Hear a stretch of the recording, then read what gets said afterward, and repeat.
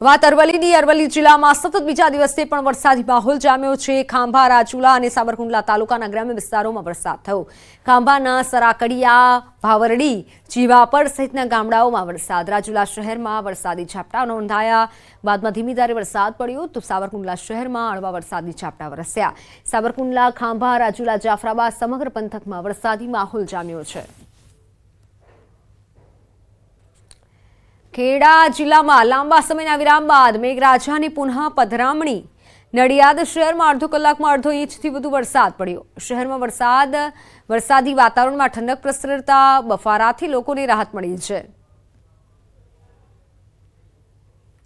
નડિયાદ શહેરમાં અડધો કલાકમાં વધુ વરસાદ પડ્યો છે।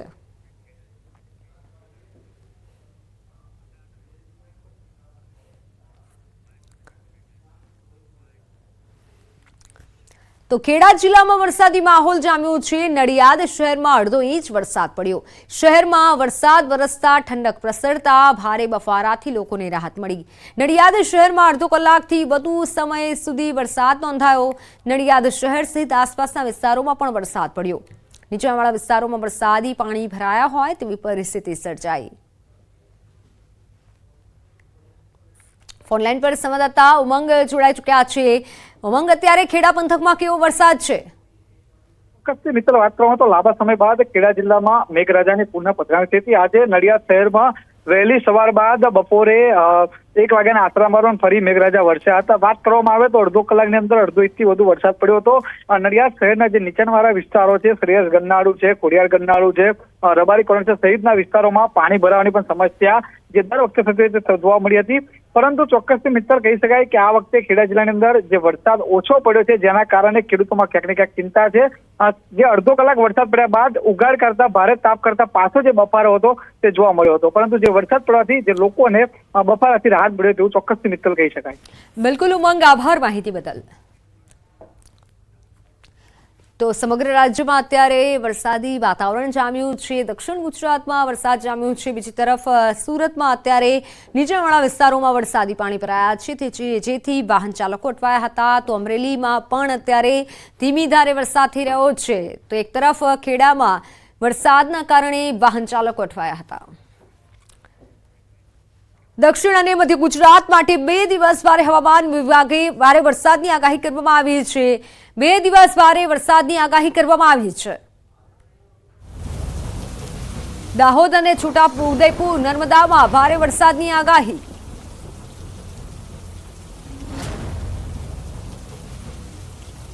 आने वाले 7 दिनों के लिए जो गुजराती स्टेट के लिए फोरकास्ट है, लाइट टू मॉडरेट रेन सारे डिस्ट्रिक्ट में कवर है। और वार्निंग की बात करेंगे तो वार्निंग के लिए आज जहां पर हैवी रेनफॉल की वार्निंग और साथ में अलर्ट जारी है वो डिस्ट्रिक्ट है दाहोद, छोटा उदयपुर, नर्मदा, भरूच, सूरत, नवसारी, वलसाड़, डांग, तापी, दमन और दादरा नगर हवेली, जहां पर हैवी रेनफॉल की वार्निंग और साथ में येलो अलर्ट जारी है। और कल की बात करेंगे डे 2 के लिए, जहां पर हैवी रेनफॉल की वार्निंग और साथ में येलो अलर्ट जारी है वो डिस्ट्रिक्ट है दाहोद, छोटा उदयपुर, नर्मदा, भरूच, नवसारी, वलसाड़, डांग, तापी, दमन, दादरा नगर हवेली और साथ में सूरत डिस्ट्रिक्ट शामिल है।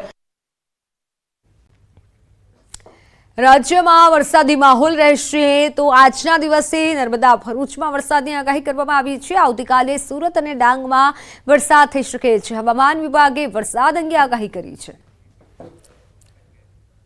વરસાદથી પાક નુકસાન અંગે ગૃહમાં ચર્ચા। પાક નુકસાન પર કૃષિ મંત્રીનું નિવેદન સામે આવ્યું। જૂનાગઢ, પોરબંદર, દ્વારકામાં વરસાદથી નુકસાન, તાત્કાલિક અસરથી નુકસાનીનો સર્વે કરાયો। સર્વેની કામગીરી પૂર્ણ થવાના આરે છે। સર્વે પૂર્ણ થયા બાદ નિયમ પ્રમાણે મદદ ચૂકવાશે।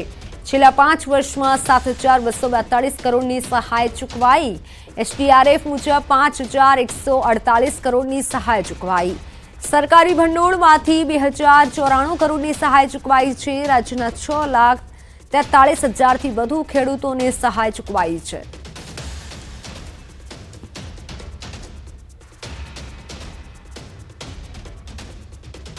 પાક નુકસાની અંગે ગૃહમાં ચર્ચા કરવામાં આવી। પાક નુકસાની અંગે સરકારને સવાલ કરવામાં આવ્યો। પાક સર્વેને લઈને ગોળ ગોળ જવાબ આપ્યો। વિમલ ચુડાસમાનો સરકાર પર આરોપ।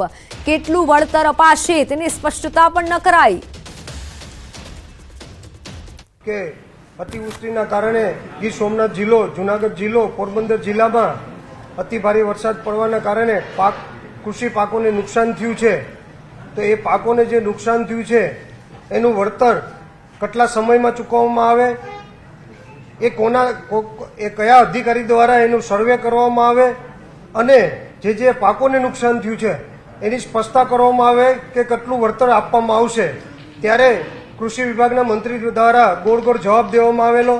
એમને સ્પષ્ટતા ન કરી કે કેટલા સમયમાં એનું વળતર આપવામાં આવશે, કયા અધિકારી દ્વારા સર્વે કરવામાં આવશે અને કેટલું વળતર આપવામાં આવશે એની સ્પષ્ટતા પણ. માનવ બલી અને કાળા જાદુ વિરોધી બિલને સાધુ સંતોએ આવકાર્યું છે. માનવ અને પશુ બલિને રોકવા માટે સરકારના આ પગલાંની જાણીતા કથાકારો સાધુ સંતોએ સરાહના કરી છે. સાથે લોકો અંધશ્રદ્ધાના માર્ગે જતા અટકશે તેવો આશાવાદ પણ વ્યક્ત કર્યો છે.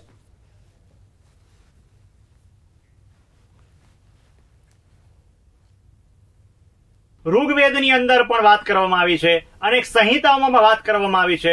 ભગવાન સ્વામિનારાયણે પણ શિક્ષાપત્રીમાં કહ્યું છે કે કોઈ પણ જીવ માત્રની હિંસા ન કરવી જોઈએ. આવશ્યક કાયદા ઘડવા જોઈએ અને જે ન માને અને જે હિંસા કરે એને આકરામાં આકરી સજા કરવી જોઈએ. કે માનવ બલિદાન અને જે અઘોર પ્રથા છે, કાળા જાદુ છે, એ બધું અટકાવવા માટેનો, નિર્મૂલન કરવા માટેનો જે વિચાર સરકારનો છે એ કાયદો અને જે નિયમ સરકાર દ્વારા રજૂ કરવામાં આવશે એનું અમે સ્વાગત કરીએ છીએ. आज जो एक्ट लागू हुई है ये बहुत सही और सराहनीय कदम है, क्योंकि कई जगह हम देखते हैं कई लोग अलग अलग समाज से आने वाले लोग जो लोगों में अंधविश्वास फैलाते हैं, उस अंधविश्वास पे अंकुश लगेगा, रोकथाम लगेगी. साथ ही साथ जो ग्रामीण क्षेत्र के भोले भाले लोग होते हैं उनको तंत्र के नाम पे जो लोग बेवकूफ़ बनाते हैं, कई लोग वशीकरण के नाम पे,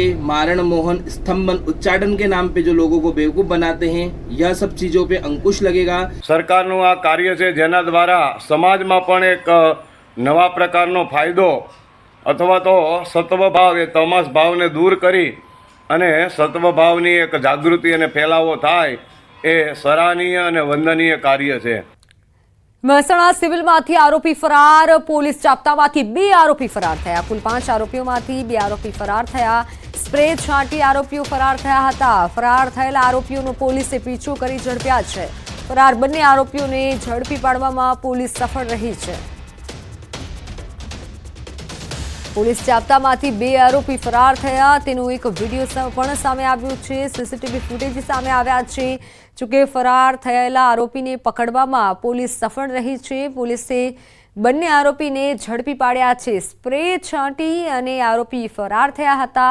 હાલ તો પોલીસે આરોપી વિરુદ્ધ તપાસ હાથ ધરી છે, વધુ કાર્યવાહી હાથ ધરી છે. પરંતુ જે સમયે ફરાર થયા તેનો પણ એક વિડીયો સામે આવ્યો છે. ફૂટેજમાં જોઈ શકાય છે સ્પ્રે છાંટી આ બંને આરોપીઓ ફરાર થઈ રહ્યા છે. પોલીસ જાપ્તામાંથી 2 આરોપી ફરાર થયા હતા. હાલ મહેસાણા સિવિલમાંથી ફરાર થયેલા આરોપીને ઝડપી પાડવામાં આવ્યા છે. પોલીસે આરોપીઓ વિરુદ્ધ વધુ કાર્યવાહી હાથ ધરી છે. સ્પ્રે છાંટી આરોપીઓ ફરાર થયા હતા. ફોનલાઈન પર સંવાદદાતા કેતન જોડાઈ ચૂક્યા છે. કેતન, કઈ રીતે આરોપીઓ ફરાર થયા હતા? હાલ શું વધુ વિગત? ચોક્કસથી મિત્ર જણાવી દઉં કે મહેસાણા સિવિલમાંથી પોલીસની આંખોમાં સ્પ્રે મારી ભાગનાર 2 આરોપીને ગણતરીના સમયમાં જ પોલીસ દ્વારા ઝડપી પાડવામાં આવે છે. ઉલ્લેખનીય છે કે પોલીસ જપ્તામાંથી આ આરોપીઓ ફરાર થયા હતા. કુલ 5 આરોપીમાંથી 1 આરોપી ફરાર થયો હતો. સગીર આરોપીને છોડાવવા સ્પ્રે છાંટીને બીજો શખ્સ પણ ફરાર થયા હતા. ફરાર થયેલા આરોપીને હાલમાં પોલીસે પીછો કરી ઝડપી પાડવામાં આવ્યા છે. હાલમાં ફરાર બંને આરોપી અને મદદ કરનારને ઝડપી પાડી પોલીસને સફળતા મળી છે. જી બિલકુલ કેતન, આભાર માહિતી બદલ. વિદેશમાં જોવા મળતા મંકી પોક્સ વાયરસને લઈને અમદાવાદમાં સારવાર સિવિલ તંત્ર પણ સતર્ક થઈ ગયું છે. મંકી પોક્સ જેવા લક્ષણ હોય તો રિપોર્ટ કરવા PCR અને કીટ પણ તૈયાર કરી દેવામાં આવી છે. અને આ સાથે સિવિલ હોસ્પિટલમાં મંકી પોક્સ દર્દી માટે એડમિટ વ્યવસ્થા પણ કરી દેવામાં આવી છે. સાથે સિવિલ સુપ્રિન્ટેન્ડન્ટ કહી રહ્યા છે કે મંકી પોક્સ પ્રાણીઓમાંથી ફેલાતો વાયરસ છે, જેમાં ભારે તાવ, શરીર પર અસર, ફોલ્લા થવા જેવા લક્ષણો જોવા મળે છે, જે શરીરમાં પ્રવેશતા જ 20 થી 21 દિવસમાં દેખાય છે તેના લક્ષણો. આથી સતર્ક રહેવા માટે અપીલ કરવામાં આવી છે. મંકી પોક્સ જે છે એ બી અગેન સ્મોલ પોક્સ કેડરના વાયરલ ઇન્ફેક્શન છે જે એનિમલથી ટ્રાન્સફર થતા હોય અને હ્યુમન ટુ હ્યુમન પણ એ ટ્રાન્સફર થઈ શકતા હોય છે. માણસને હાઈ ગ્રેડ ફીવર, શરીર પર ખૂબ બધા ફોડકાઓ થાય અને જ્યારે આ એમ વાયરલ આપણા શરીરમાં ઘૂસે તો જનરલી એને એમ કહેવાય કે 20 થી 21 દિવસની અંદર એના સિમ્ટમ દેખાય અને 2 થી 4 અઠવાડિયા સુધી આ સિમ્ટમ ચાલતા હોય છે. By and large mild disease છે, પરંતુ ચોક્કસથી આપણે સૌએ સાવચેતી રાખવાની છે. કલકત્તામાં મહિલા ડોક્ટરના દુષ્કર્મ બાદ હત્યાથી અમદાવાદના તબીબોમાં પણ ભારે રોષ છે. તબીબો છેલ્લા 5 દિવસથી ઓપીડી અને વોર્ડની કામગીરીથી અળગા રહી વિરોધ કરી રહ્યા છે. જો કે સિવિલ હોસ્પિટલ દ્વારા દર્દીઓને હાલાકી ન પડે તે માટે ખાસ વ્યવસ્થા કરાઈ છે. હોસ્પિટલમાં ઓપીડી રાબેતા મુજબ ચાલુ છે. ગઈકાલે 52 જેટલા ઓપરેશન કરાયા અને 3500 જેટલી ઓપીડી થઈ છે. રેસિડેન્ટ ડોક્ટરોના કામથી અળગા રહેવાના કારણે અત્યારે ઇમરજન્સી અને સેમી સર્જરી થઈ રહી છે. જે દર્દીઓના ઓપરેશન 1 થી 2 દિવસ મોડું કરવાથી તેમના સ્વાસ્થ્ય પર કોઈ અસર થતી નથી.